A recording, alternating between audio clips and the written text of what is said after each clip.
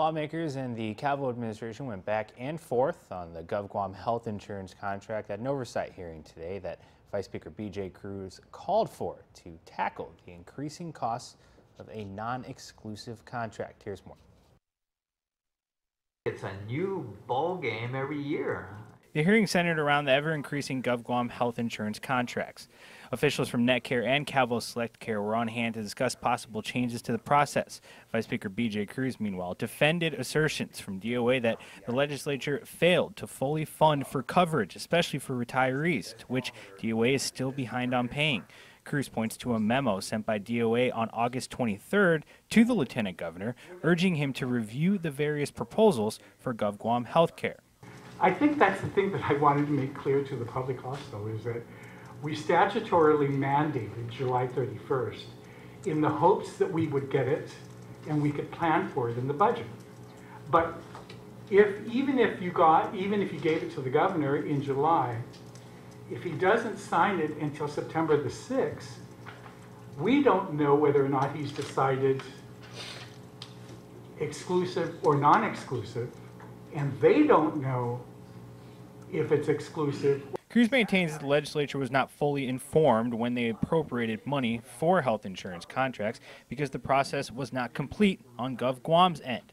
Boleto says she came into the process late, which caused the delay. I came in late in the game, so we could not have finished that process. We started meeting, I want to say, second, third week of March, and so that kind of delayed. We got the RFP out in May, had to wait for the consultants to come in and rate it, then schedule everything after that, and so that's what delayed the process. So this year, it was because we got started late. Back in early September, PNC obtained a memo from the GovGuam health insurance negotiating team to the Lieutenant Governor of Guam, who was tasked with choosing a health care option for GovGuam employees and retirees, saying an exclusive contract with Take Care Insurance would have saved an estimated $21.6 million as compared to a non-exclusive contract. This triggered Cruz to question why Adelup chose such an expensive policy when cheaper alternatives were available. But Boleto says that if GovGuam were allowed to choose an exclusive policy instead of having to expand the options, then the process could be less expensive. Economies of scale tells you that when you combine to a single vendor, of course it's going to be cheaper.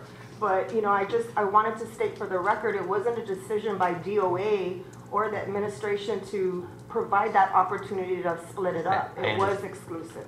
I understand this, Boleto, and it just comes across like it's a hot potato. It wasn't us, it was him. Meanwhile, Vice Speaker Cruz also discussed with Public Auditor Doris Forrest Brooks, Boleto, and reps from NetCare and Calvo Select Care different ways to avoid some of the issues plaguing the process. One option was switching to a 2-year health care plan instead of forcing GovGuam to renegotiate a contract every year. Cruz said during the hearing he would like to start a roundtable hearing to figure out ways the process could be changed.